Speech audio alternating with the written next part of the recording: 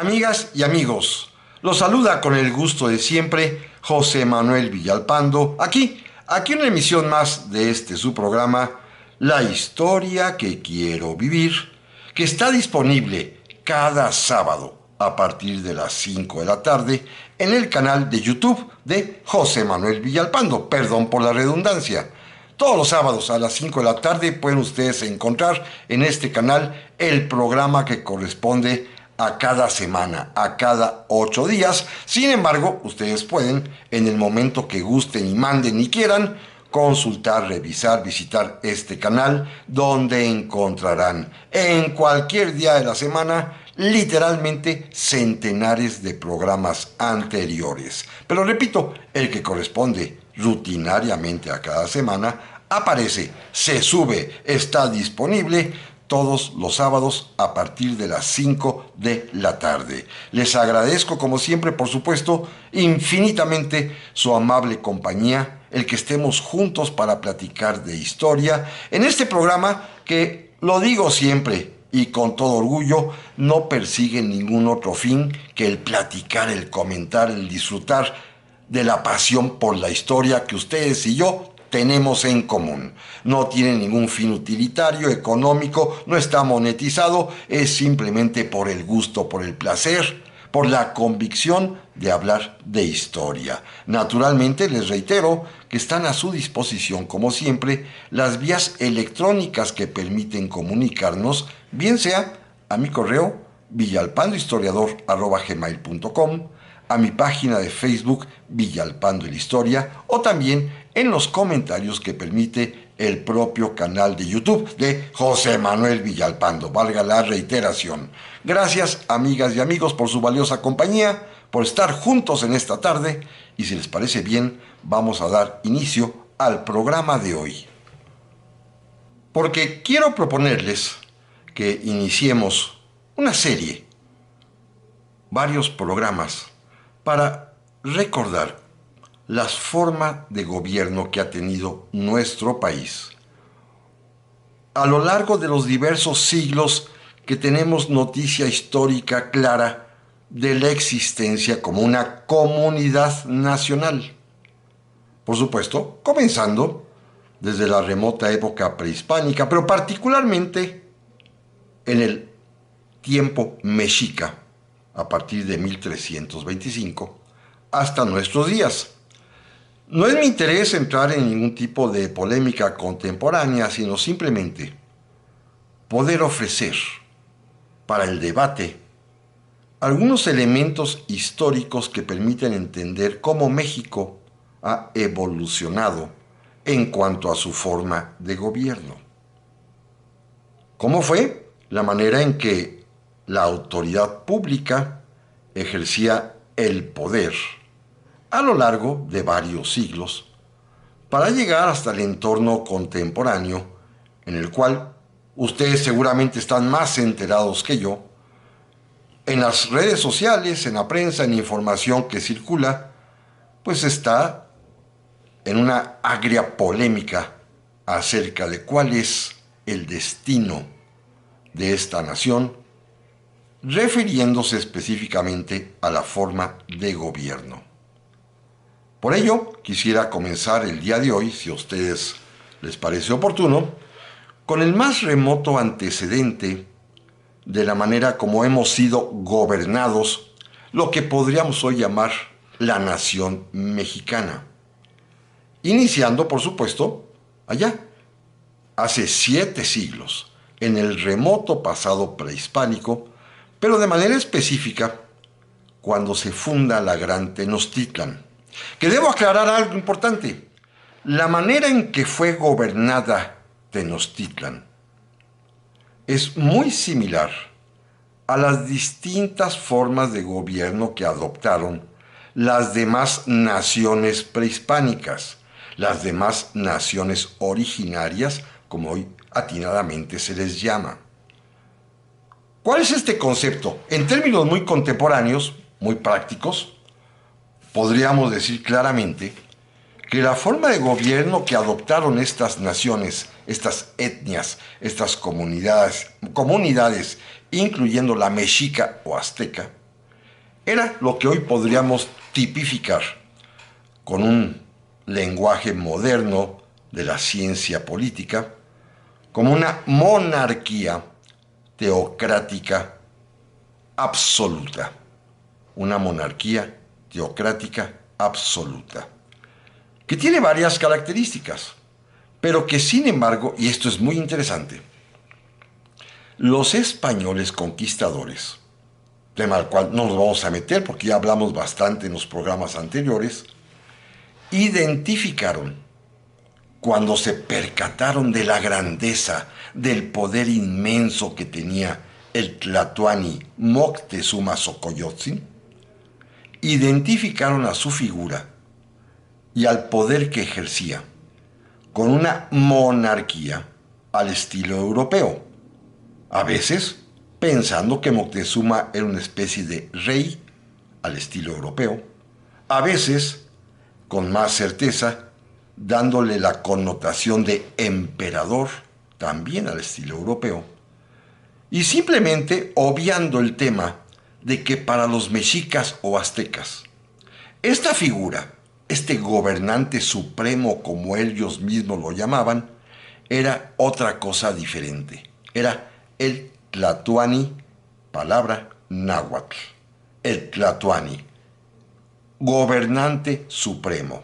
Y esta palabra de gobernante supremo y de Tlatoani, pues no la digo yo, no la inventé yo. Viene precisamente en los códices, particularmente en el Códice Matritense, en el Códice Florentino, en el Códice Durán.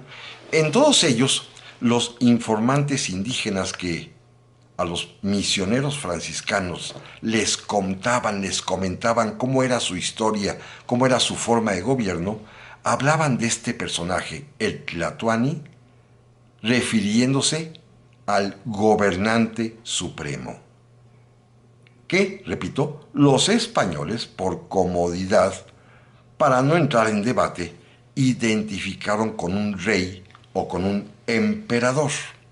Sin embargo, son cosas diferentes. Miren, y esto es algo interesantísimo.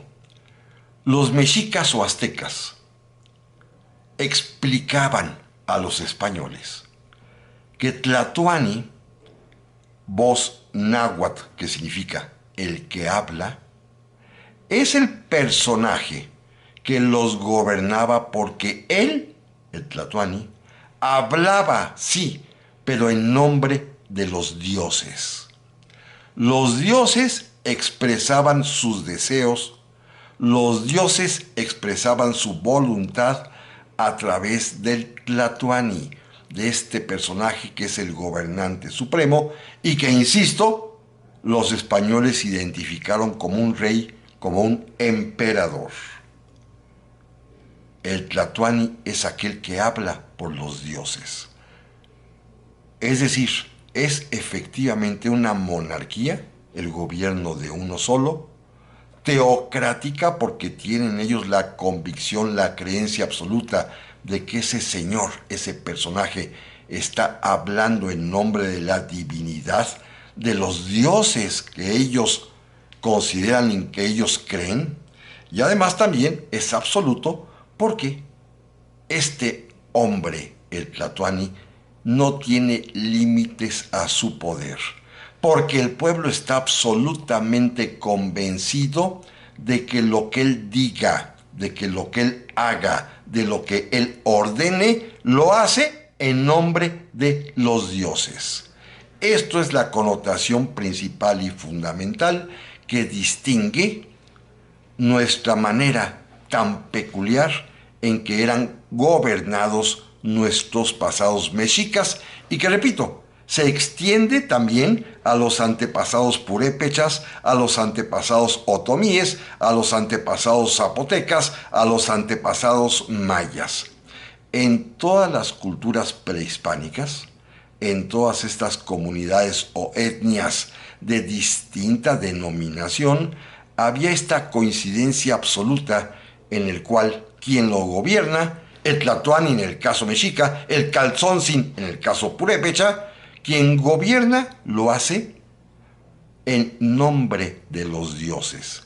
Y por su voz, por su boca, por su lengua, se expresa la voluntad, los deseos de esos dioses que son quienes en realidad gobiernan. Claro, los españoles cuando entendieron esto, pensaron evidentemente desde un punto de vista muy materialista, que pues es un mito que los dioses gobiernen y en realidad se trataba de una monarquía absoluta, teocrática, casi dictatorial, porque para ellos los dioses pues obviamente no existían y es simplemente la voluntad de un solo señor la que gobernaba al México prehispánico, cada uno en su diversa comunidad. Esta es la idea.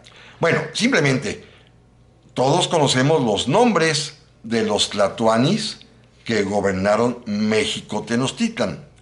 Comenzamos con un primer señor, un tanto cuanto mítico, porque no se sabe bien a bien de su existencia, únicamente está referida en la tradición y en el famoso Códice Ramírez, o códice también llamado de la peregrinación, tira de la peregrinación, que es Tenoch. De él no se sabe mucho, más que fue el conductor del pueblo mexica en su peregrinar desde aquel mítico lugar de Aztlán, hasta que, siguiendo lo que los dioses le habían indicado, encontró el lugar adecuado para fundar, según el mandato divino de sus dioses, la gran Tenochtitlan. ¿Se acuerdan? Un islote en el cual hubiera un peñasco sobre el que estuviese parada un águila que estaba devorando a una serpiente. Allí, cuando lo encontró, allí fundó Tenoch, la ciudad que lleva su propio nombre, la ciudad de Tenochtitlan. Esto ocurrió, según los calendarios ya nuestros y según tenemos noticia, alrededor del año de 1325 de nuestra era. Pero durante 50 años, mientras la ciudad comenzaba a crecer, porque fueron muy pocos sus fundadores, ahí en el islote en medio del lago de Texcoco, que correspondería a lo que hoy es el centro histórico de la Ciudad de México, más o menos, durante 50 años, pues no supimos en realidad bien a bien si Tenoch se quedó gobernando todo ese tiempo, si lo hicieron otras personas, porque los registros históricos en realidad comienzan a partir del año de 1375, 50 años después de la fundación de Tenochtitlan, cuando aparece el que ya podríamos denominar el primer tlatoani de esta ciudad, del Imperio Mexica, de lo que podríamos llamar la Gran Tenochtitlan. Así, el primero ya registrado es Acamapistli, que gobernaría a partir del año de 1375. Después seguiría su hijo Huitzilihuitl, quien gobernó a partir del año de 1395.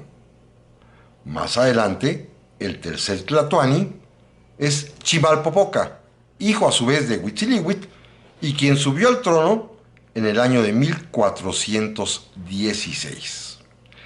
Estos tres primeros tlatoanis tienen la característica de que si bien fueron los gobernantes supremos de Tenochtitlan, lo son todavía en una época en la cual esta ciudad, una ciudad-estado, está aún dominada por los tepanecas de Azcapotzalco, que eran la nación más poderosa del entonces llamado Anáhuac, hoy conocido como el Valle de México. Son tres tlatoanis consecutivos, padre, hijo y nieto, que están de alguna manera sometidos, subyugados por los señores de Azcapotzalco. La liberación vendrá hasta el cuarto tlatoani, que es un nieto del propio Acamapistli, llamado Izcoatl. Es decir, a partir del año de 1427, fíjense, casi un siglo después de su fundación, es cuando Tenochtitlan logra derrotar a Azcapotzalco y se convierte en la potencia fundamental y principal del Anáhuac, del Valle de México. Y esto ocurre a partir de Izcoatl.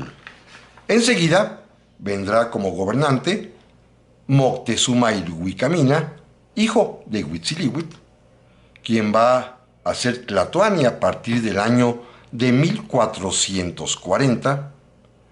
Después va a continuar un hijo de Izcoatl, de nombre Axayácatl, quien será Tlatoani a partir del año de 1469.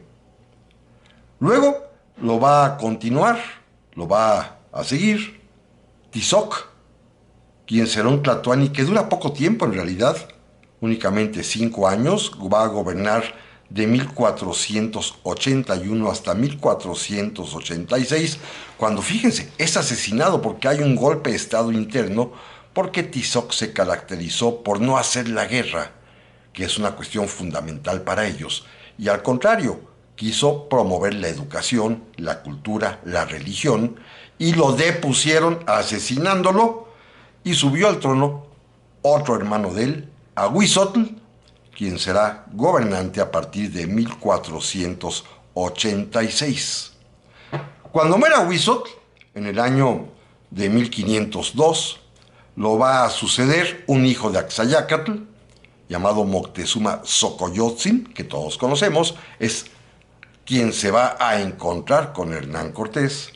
Y a la muerte, en 1520, de Moctezuma Xocoyotzin, lo va a suceder su hermano, Cuitláhuac, quien va a gobernar solamente unos cuantos meses porque caerá fulminado muerto por una epidemia de viruela que trajeron los españoles, y entonces subirá al trono un primo de él, hijo de Ahuizotl, Cuauhtémoc, el último Tlatoani, digámoslo así, de la época previa a la conquista, quien va a gobernar desde el año de 1520 hasta su muerte en 1525.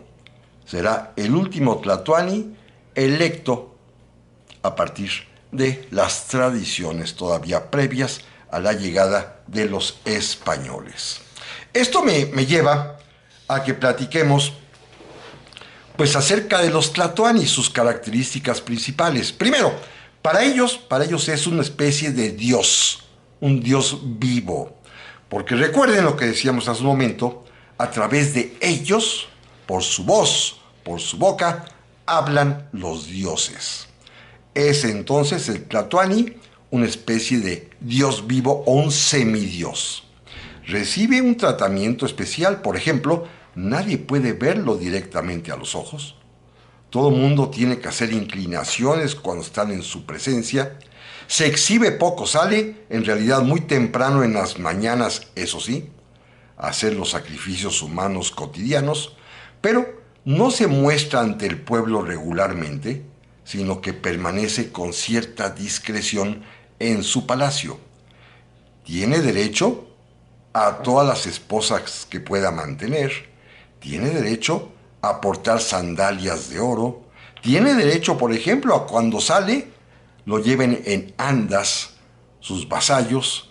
En fin, es un hombre intocable. Por ello, como lo hemos platicado en alguna ocasión, cuando Moctezuma se encuentra con Hernán Cortés y éste atrevidamente le da un abrazo al conocerlo, pues fue para los aztecas, para los mexicas, una especie de gran desencanto, porque entre sus tradiciones míticas estaba aquella de que si se tocaba a Tlatoani, es más, si se le veía de frente, se caía fulminado instantáneamente, porque los dioses no permitían ese trato de familiaridad con uno de ellos, con el Tlatoani, con su vocero, el vocero de los dioses.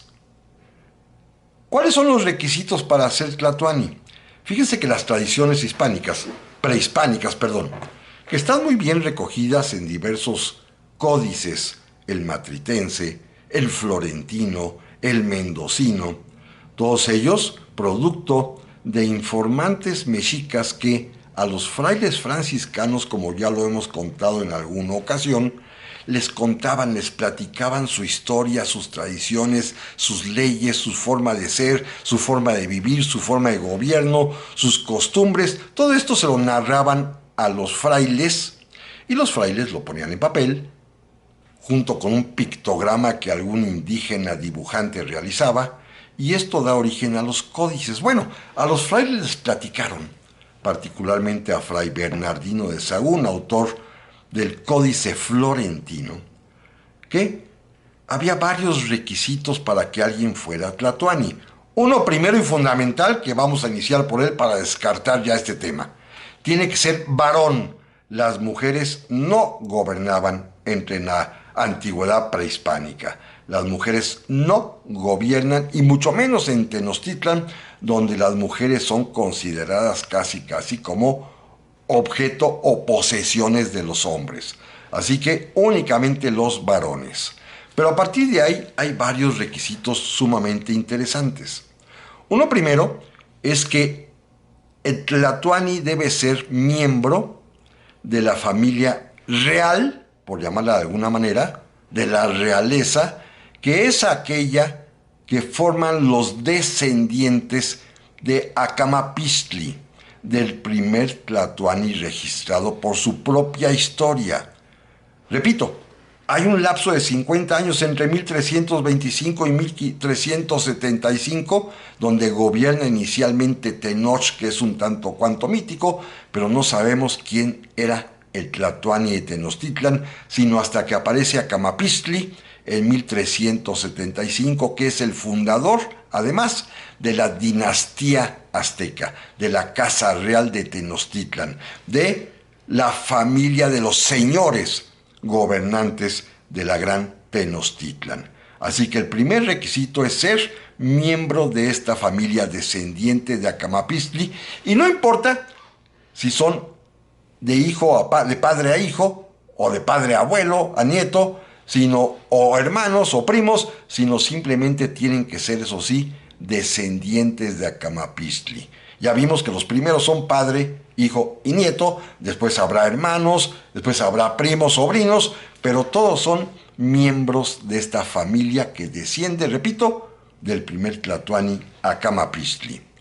Un segundo requisito fundamental es que haya estudiado, naturalmente, como noble que era, en el Calmecac, la institución creada educativa particular para los nobles.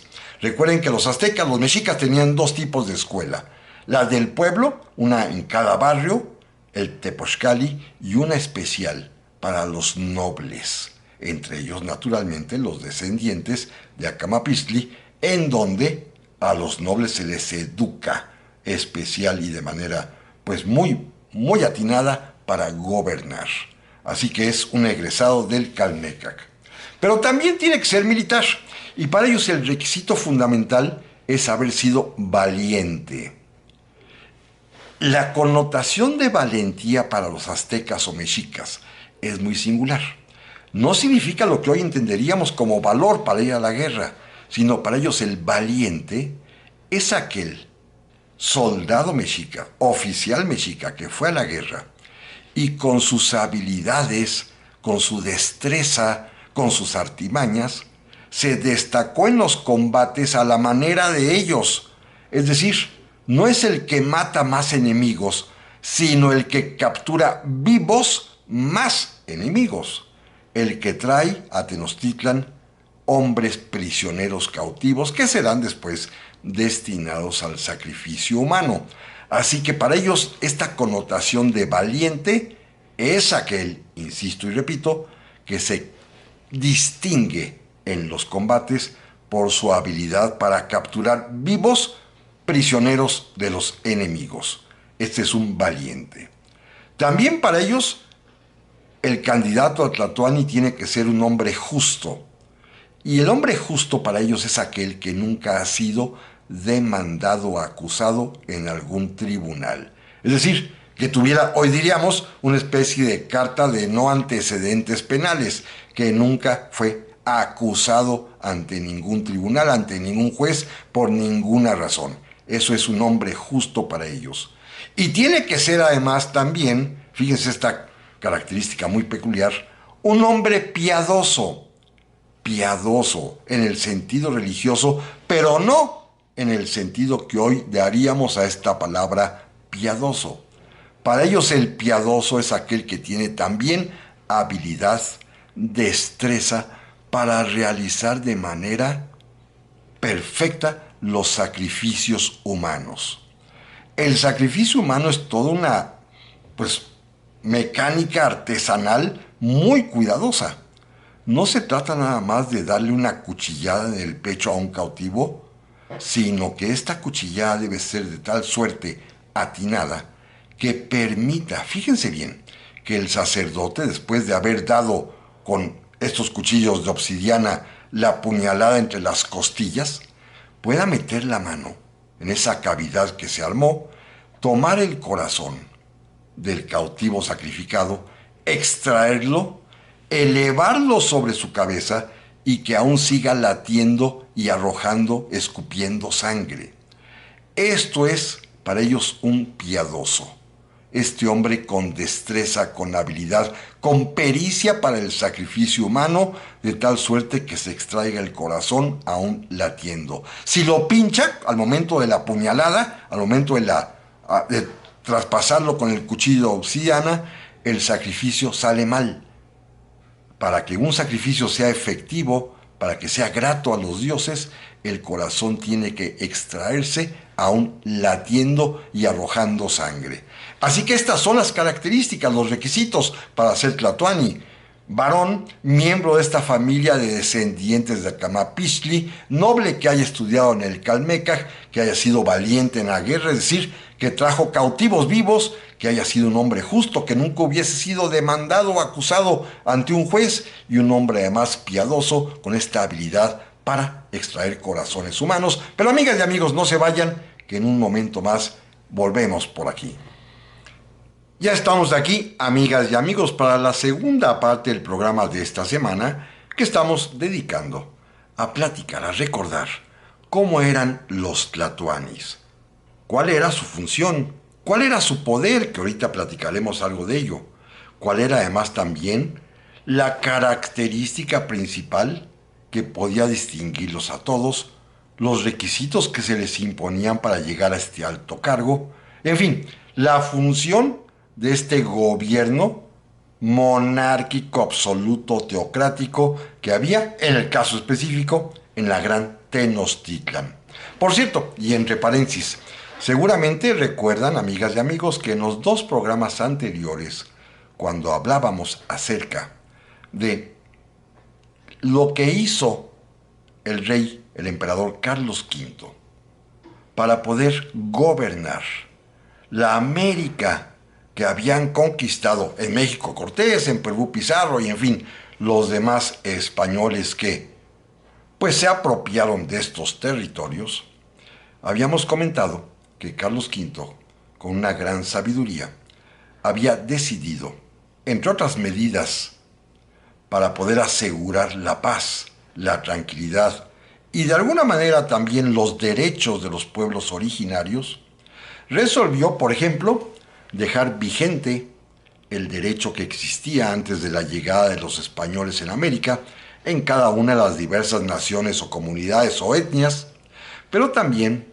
permitir que estas naciones se gobernaran con los mismos personajes que hubieran sido sus tlatoanis, aún sin haber llegado los españoles. En el caso concreto de la Gran Tenochtitlan, Carlos V dispuso que después de la muerte de Cuauhtémoc, ocurrida en el año de 1525, y que, si Dios lo permite, próximamente, el año próximo, hablaremos con detalle de este suceso histórico, una vez que se conmemoren los 500 años de que sucedió, de que aconteció, el rey Carlos V, el emperador Carlos V de España, dispuso que la nación mexica, la nación azteca, siguiese siendo gobernada por tlatoanis, a los cuales se les cambia del nombre para llamarlos caciques o gobernadores, conforme a su propia tradición, que incluía, en este caso particular, el ser descendientes de Acamapixtli. Se trataba de que la nación mexica, como las demás naciones y comunidades originarias, sufrieran lo menos posible, por lo cual Carlos V resolvió que los mexicas, si bien ya eran vasallos de la corona castellana, tuviesen su propia manera de gobernarse con un cacique que era proveniente también de la familia originaria fundada por Acamapistli. Y fíjense bien, cuando Cuauhtémoc muere en 1525, el siguiente tlatoani, todos ellos ya tienen nombre mixto, porque ya son indígenas bautizados, pero insisto, todos ellos forman parte de la familia real de Acamapistli. El siguiente tlatoani se llama Juan Velázquez Tlacotzin, y va a gobernar precisamente a partir de 1525. Él es nieto de Izcoatl. Lamentablemente ya era muy anciano, va a fallecer muy pronto, y lo va a continuar Andrés de Tapia Motelcutli, que va a gobernar a partir de 1526. También es un hombre ya muy mayor. Cuando fallezca en 1530, lo va a suceder Pablo Xochiquetzin. Más adelante, en 1538, un nieto de Axayácatl va a ser el gobernante, Diego de Alvarado Guanitzin. Diego de Alvarado Guanitzin. Después, a su muerte, en 1541, lo va a suceder un hijo de Tizoc, Diego San Francisco Tehuaquitzin. Después, a su muerte, en 1557, lo va a suceder otro descendiente de Acamapistli llamado Cristóbal de Guzmán Catetzin, en 1557. Y fíjense, va a gobernar hasta 1573, cuando suba otro descendiente de Acamapistli, que ya no tiene nombre indígena, pero que sin embargo lo es, llamado Antonio Valeriano.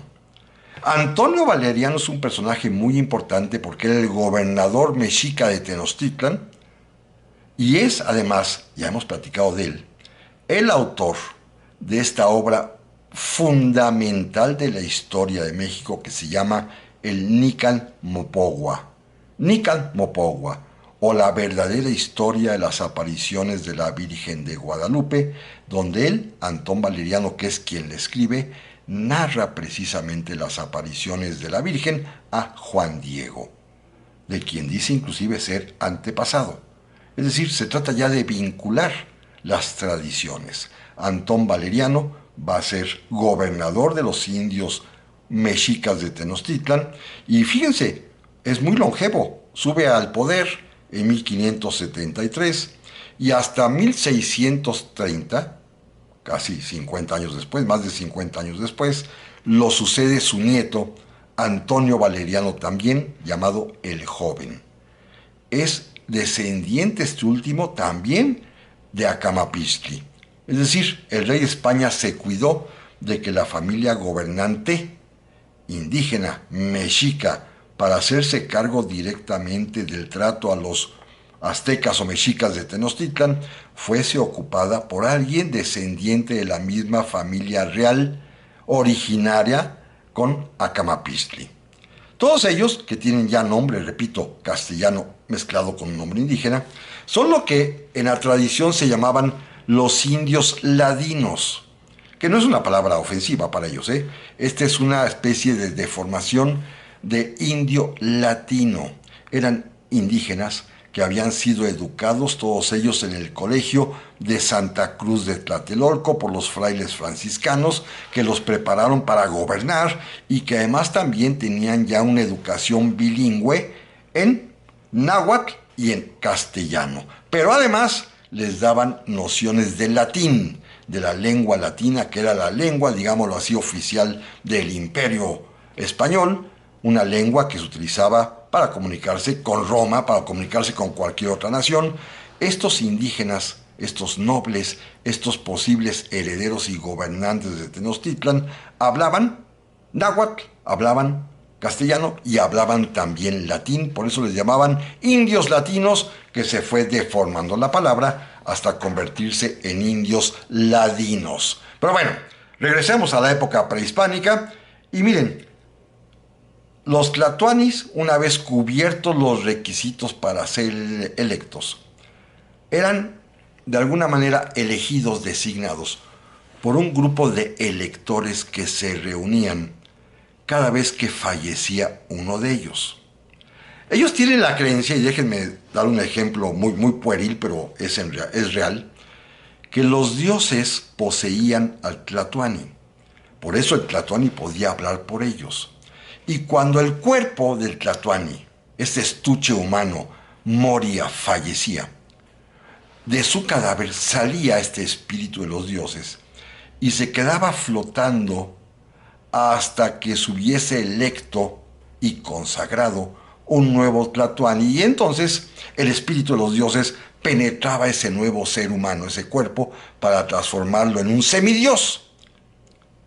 Por ello se reunían un grupo de electores, que son los que van a designar al nuevo tlatoani, siempre y cuando éste sea, repito, un varón proveniente de la familia real que fundó Acamapistli, que hubiese sido noble estudiante en el Calmecac, un varón piadoso, justo y valiente, como ya lo comentábamos, y entonces, una vez electo, este espíritu de los dioses penetra en el cuerpo del recién elegido tlatoani y por eso ya gobierna y habla por los dioses.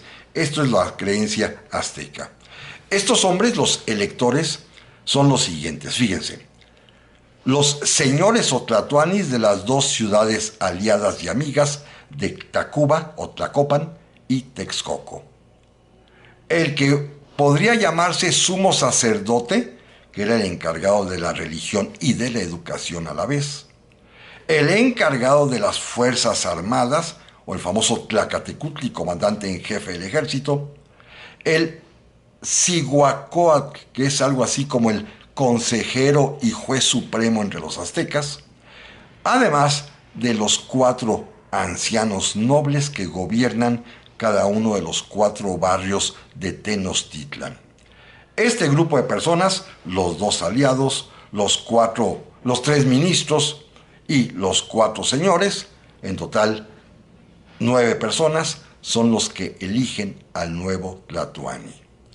Para elegirlo se encierran, se ahumean incienso, se inspiran y los dioses le indican quién de los posibles candidatos, no hay una candidatura formal, sino simplemente ellos conocen quiénes son los diversos posibles tlatoanis, todos ellos descendientes de Acamapistli, y ellos en realidad son quienes eligen, designan al nuevo tlatoani, le informan, le ponen la túnica que corresponde a su manto y lo presentan ante el pueblo en una ceremonia que debe ser más rápida, porque no puede pasar ni un solo día desde la muerte del tlatoani anterior hasta que se elija el nuevo, porque ellos en su creencia, como lo vamos a ver después, no puede llegar la noche sin haberse hecho justicia o sin haberse electo al tlatoani nuevo, porque entonces los dioses se molestarían y se resquebrajaría el cielo. Así que es una ceremonia rapidísima. Al día siguiente, o el mismo día que se tiene noticia de la muerte de Tlatoani, se elige al nuevo gobernante. Y así queda ya nombrado y designado este nuevo tlatoani. Hay un caso curioso. La última elección, todavía en tiempos prehispánicos, cuando murió Cuitláhuac, víctima de la epidemia de viruela, en ese momento sí se presentaron varios candidatos que querían ser tlatoanis. Estamos ya en plena época de la conquista. Ya no tarda en iniciarse el sitio de la Gran Tenochtitlan, y Cuauhtémoc, que fue el electo, va a competir contra 2 o 3 primos suyos, hijos de Moctezuma Xocoyotzin particularmente. Recuerden que Cuauhtémoc es hijo de Ahuizotl, y finalmente el elegido fue el propio Cuauhtémoc. Y como sabía quiénes habían sido sus contendientes, sus competidores, Su primer acto de gobierno, una vez presentado ante el pueblo, fue mandar ejecutar a los que se atrevieron a competir contra él y que querían ser también tlatoanis. Cuauhtémoc se justificó diciendo que estos otros, sus primos, que querían ser tlatoanis, lo que en realidad querían era hacer las paces y pactar con Hernán Cortés y con los conquistadores, cosa que Cuauhtémoc prometió y lo cumplió, resistir hasta el final. Ahora bien, déjenme avanzar un poco más para platicar con ustedes acerca de cuáles son las funciones y los poderes del tlatoani. Miren, en términos muy contemporáneos, conforme el lenguaje y los conceptos de nuestros días, en el tlatoani se concentran y él ejerce directa y personalmente lo que hoy llamamos los tres poderes. Él, el tlatoani, es el poder ejecutivo, es el que gobierna. Él, el tlatoani, es el poder legislativo, es el que dicta las leyes, claro, entendiendo que lo dice en nombre de los dioses. Y él, el tlatoani, directamente, es el máximo juez, es decir, es el titular último del poder judicial. Estos tres poderes que hoy en día conocemos como separados e independientes, los tres poderes se conjuntan en una sola persona que es el tlatoani. Él tiene poder absoluto. Él es el Señor absoluto, palabra importantísima. Él es el que gobierna y hace todo. Ahora, déjenme platicarles primero acerca del poder ejecutivo. Para poder gobernar, el tlatoani se asesora, se ayuda de cuatro personajes que podríamos hoy llamar algo así como secretarios de Estado.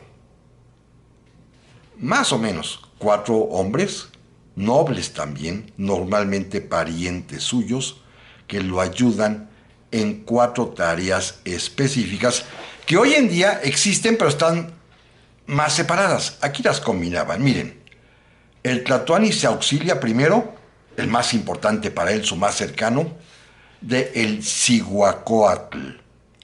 Este Cihuacóatl es su consejero y al mismo tiempo es el máximo juez.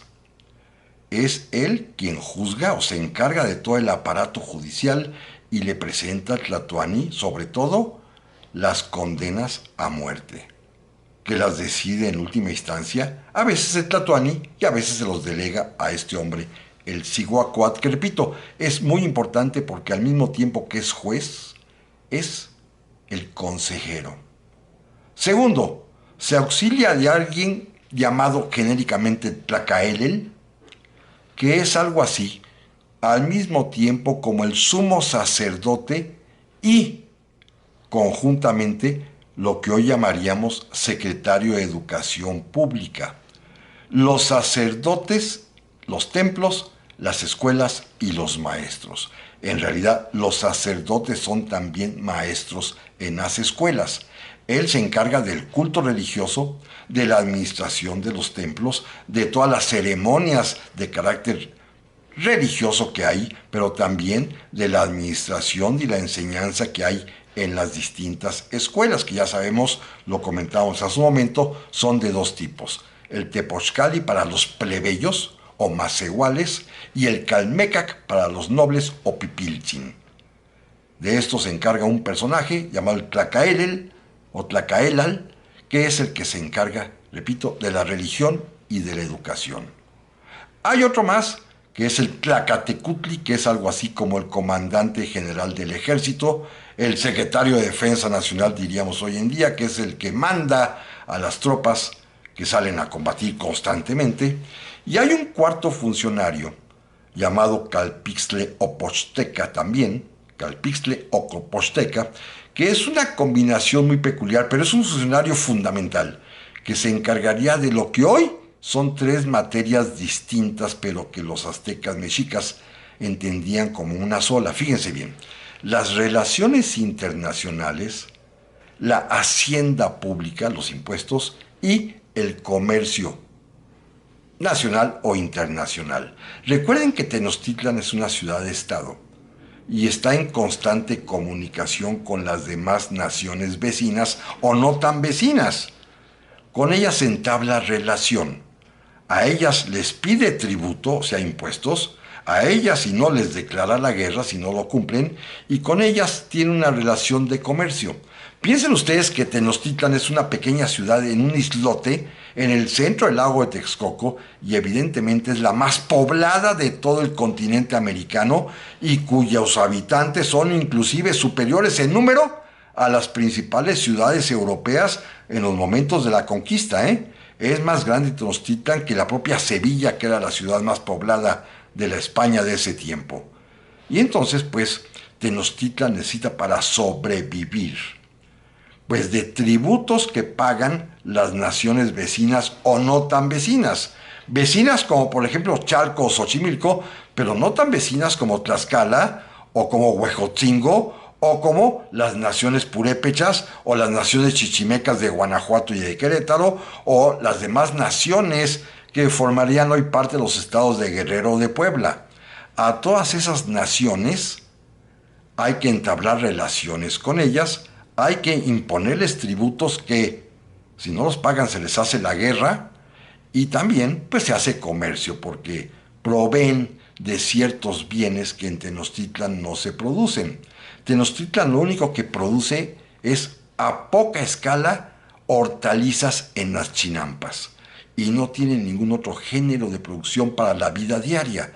Entonces, todos los demás alimentos vienen de fuera. Ya platicaremos más adelante cómo se distribuye y cómo se produce el maíz, que es otro tema. Pero finalmente el asunto está en que son 4 funcionarios, los repito, el consejero juez, el sacerdote educador, el militar y este embajador, cobrador de impuestos y agente de negocios o comercial son los 4 funcionarios con los que se ayuda el Tlatoani. Y el Tlatoani tiene una misión fundamental, y esto es muy, pero muy importante. Si es un gobernante supremo, en términos españoles es un monarca absoluto, pero para ellos es el representante de los dioses, el vocero de los dioses, el que habla por los dioses. Y los aztecas, que tenían un sentido poético de la vida, fíjense qué hermoso, les voy a leer un pequeño fragmento del Códice Matritense, en donde los informantes le dijeron a los frailes franciscanos que es para ellos el Tlatoani, el gobernante supremo.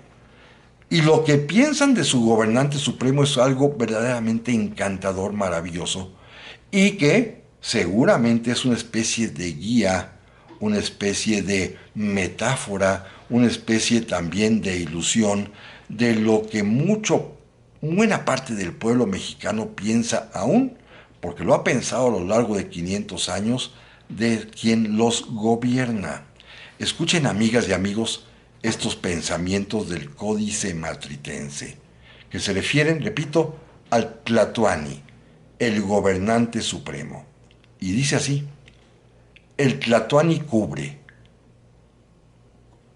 con su sombra, protege, es como una ceiba frondosa, como un ahuehuete.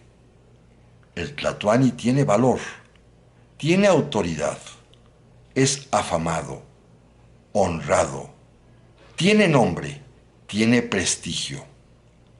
El buen Tlatoani lleva su carga en la espalda, en su regazo. Tiene a su cargo las cosas del pueblo. Tiene a su cargo las cosas del pueblo. Él convoca, reúne a la gente, obra como un señor. Es hombre responsable. Lleva a cuestas las cosas del pueblo. Las lleva en su regazo. Gobierna, es obedecido.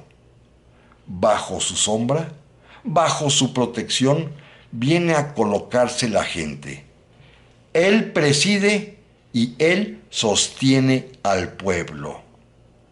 Esto es lo que piensan los aztecas, los mexicas, de su Tlatoani, y que, repito, es una noción bellísima de entrega total, de confianza absoluta en quien los gobierna. Con estas frases que son verdaderamente notables, ¿eh? Él tiene a su cargo las cosas del pueblo. Él sostiene al pueblo. Bajo su protección se coloca la gente. Es un hombre responsable. Él es afamado, tiene nombre. Es una ceiba frondosa. Fíjense qué hermoso piensan los aztecas de su gobernante, confiándole absolutamente su destino, totalmente, ¿eh? Porque ellos están seguros de que está ahí para llevar en su regazo, en sus espaldas, las cosas del pueblo, porque es quien los dioses quieren que los gobierne en su nombre. Esto es importantísimo y fundamental. No es extraño esto a las grandes culturas de la humanidad, ¿eh?